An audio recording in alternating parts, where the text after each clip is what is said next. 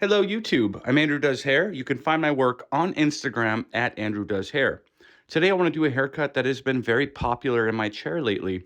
Basically, what a lot of my clients are asking for is a haircut that is very, very quick and easy to style, that doesn't have to be cut very frequently. So, this particular haircut, we're doing it on a permed head of hair here, and we're going to style it curly. It's gonna take, I don't know, like 30 seconds to style. And a haircut like this is probably gonna last a good 2 to 3 months. It's not gonna grow out very awkwardly. So to begin with, I'm gonna part out a panel of hair on the right temple here, and I'm gonna start taking sections that are parallel to the ground, starting from the bottom of the head. Now this first piece here, I'm gonna pull it roughly 45 degrees downward and cut it just long enough to bend. This is gonna be different. The exact length to do that is gonna be different based on your hair texture, your growth patterns and that sort of thing. And so whether it's really, really close to the scalp or a little bit longer, that just depends on the hair that I'm working with. But what I'm gonna do after I get that first section cut in there is I'm gonna start taking subsequent sections above the head, bringing them down 45 degrees to the section below it, which will be projected straight outward parallel to the floor. The section below the new section that I'm holding is my guide for the next section. And because the guide sections are coming straight out off of the head while the sections above them are coming downward to that guide, what's going to happen is as we work up the head, each new section is going to become progressively longer than the one below it. This is going to give us some graduation and a nice clean shape to the haircut that most of the time typically tends to echo kind of the shape of the cheekbone. It's kind of like big bonus points if you get that cheekbone angle in there. It's very flattering to the head shape. Now, if you could guess what I do to the one side, I'm gonna go immediately to the other side to replicate.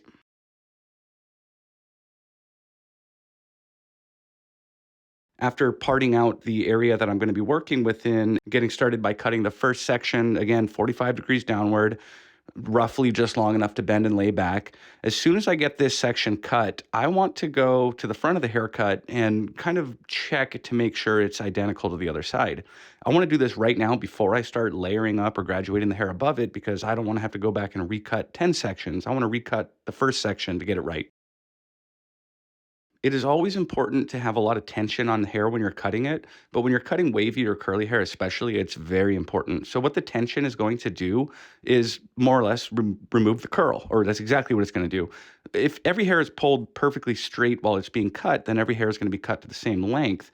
But if I have uneven tension on the hair, then some hair is going to curl more than others. And if you have varied curls being cut at the same point, you're actually going to end up with varied lengths. And so it's pretty freaking important that you're pulling the hair very tight as you cut it. Right about this point, I realized that I might want to undercut the haircut. And so I stopped taking panels through the top and I kind of clipped the top out of the way to deal with it later. Now I can move on to the back of the haircut. I'm going to take diagonal sections leading toward the center of the head here. So I think, what do you call this? A diagonal back section. And what I'm going to do with each of these sections is pull them out similarly to what I had done on the sides, 45 degrees downward. And as I begin this, I want to look at the tip of my fingers here for the last piece that I cut in my first area that I was working on. So I can connect this to that section. I'm roughly keeping the same shape on the way down here. Like, I'm not really going any longer or shorter on the way down. It's just sort of the same length, distance away from the head, top to bottom here. And as I start taking subsequent sections above this one, I'm going to do the same thing that I did on the sides, to where the previous section is coming straight off the head. The section above it is coming down to the previous section. And what this is going to do is cause just ever so slightly a little bit more length on each higher section that I'm cutting. This is going to build up some nice strong weight around the parietal ridge, and it's going to give the haircut like a really nice shape here.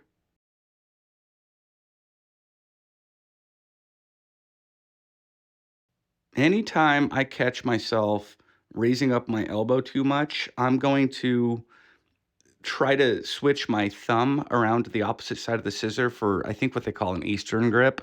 And that's going to allow me to keep my elbow a little bit lower. And the reason I want to try to keep my elbow low is it's going to, I mean, it's a little bit about like, oh, I don't want my body to fatigue so much. But if I'm exhausting my shoulders and my back to reach an angle, by putting my thumb to the other side of the scissors, I can move less parts of my body to get the same angle and therefore maintain more consistency with that angle. Because if I start to get tired and fatigued, I'm not going to be sitting exactly the same way. It's like holding a yoga pose for, a whole haircut if you're trying to twist your back and raise your shoulder to reach what you're trying to do. Now, as you'd imagine, on the opposite side of the haircut here, I will be doing the same thing as the first side. Funny enough, this has always been my harder side to cut. Just it's harder to reach some of the angles, but because it is harder for me, I've over the years I've paid more attention and slow down and been more careful on this side. And because of that, my hard side has kind of become my easy side now. Now when I'm working through the left side of the back of the haircut, it's like I feel like I'm a little bit more efficient, a little faster, and even a little bit more uniform on this side, just because I put in the extra focus on this side because it was harder for so long. So what we're going to end up with here is what's going to almost look like a V-shaped weight line over the occipital bone. This sort of cutting pattern here is really it's kind of loosely based on the Sassoon Firefly. Once I learned that haircut, I completely started implementing it in like almost every haircut that I do because I love the way that it builds weight over the occipital bone. I think it's very pleasing looking, and I like the way it moves a lot more than when I used to take like vertical pie sections around the occipital. I'll still do that for some haircuts, but I find if I want the structure of the cut itself to just be really good and clean and strong and sit nicely and move nicely on its own, if I cut with this sort of like firefly shape that I did just now, I find that I need less refining to get the hair to move nicely as opposed to taking like just vertical easy sections that way. So what I'm going to do now with this top that I want to disconnect is I'm immediately going to go look at the length in the front that I have here. It is a little bit shorter in the front there than throughout the rest of the haircut. This head must have had bangs cut on it. So I want to find where that is and kind of pull it straight out into space and give myself a kind of a visual clue as to where I'm aiming with this cut. So as I take that clipped up section now and pull it out, at the back there, I'm starting with it connected to my sort of V-shaped weight line on the occipital bone. And as it moves forward through the head, I'm kind of building that line out into space, elevated parallel to the floor, to aim to hit that length in the front that I want to keep. And so, this way the hair is more disconnected in front and then it blends near the back. It's not just like short and then suddenly long and like a step. As you would imagine, what I did on the right side, I will do on the left side. If you want a haircut that's kind of always going to fall right, symmetry is the key.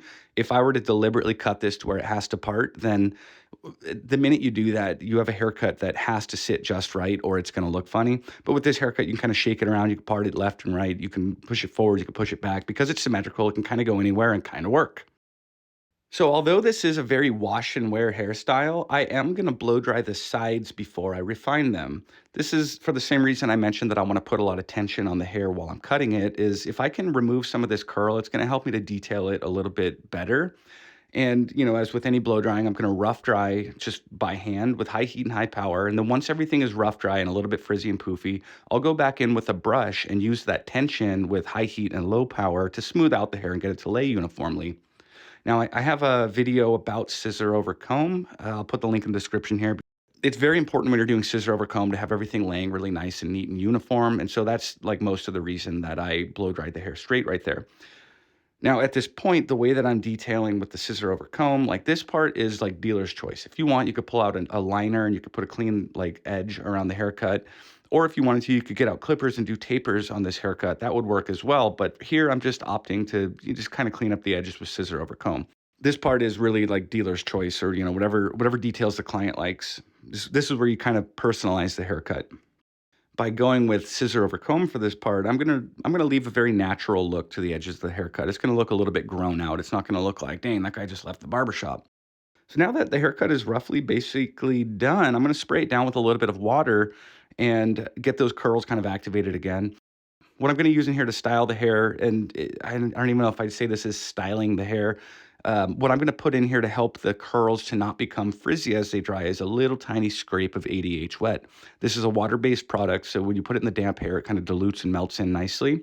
And then what's gonna happen is as the moisture in the hair evaporates and dries up, the product will help to keep the hair, it's basically a gel. It's gonna help to keep the hair from becoming too frizzy. So I kind of want to work this evenly throughout the hair, and I think at about this point I reach in and get a tiny scrape more product. So you can see with very little effort here that the hair kind of falls nicely. It has like a little bit of a 90s vibe to it. This is super duper popular right now, this kind of hairstyle. Like if you have curly hair, you wear it curly. If you have wavy hair, you wear it wavy. And because we built up that structure with those graduated diagonal sections, basically like the mop of curls on top has a really nice strong platform to sit on top of that emphasizes the shape of the head. It takes like the natural corners and it just builds them up a little bit. And so it gives your mess a nice place to sit instead of having a blob of curls like falling over a pineapple head. If the client finds that the front of the hair is a little bit more curly or a little more unruly than the rest of their hair, or if they don't like it falling in their face all the time, I will take the blow dryer for like 20, 30 seconds and kind of hit the roots in the front just to get the hair standing up there. I'm not going to pull it super tight with a brush because that'll remove all the curl. I'm just going to take it by hand and kind of put some heat at the root and push the hair upward until that root is kind of set standing up. And then I'll let the rest of the hair air dried. This hair took 15, 30 seconds to style, something like that, like no time at all to style. And it's just a blob of curls, but it's somewhat shapely and it will last. It'll probably look about like this for 2 to 3 months before you have to tune it up again. And mind you too, this can be blow dried straight if you wanted to. I would say if I had a client who was regularly going to blow dry their hair straight or flat iron it, I would go back and refine this cut a little bit more to make sure that it was texturized nicely for when it was straightened. But if they just want to wear it curly all the time, like this is it, done haircut, easy peasy.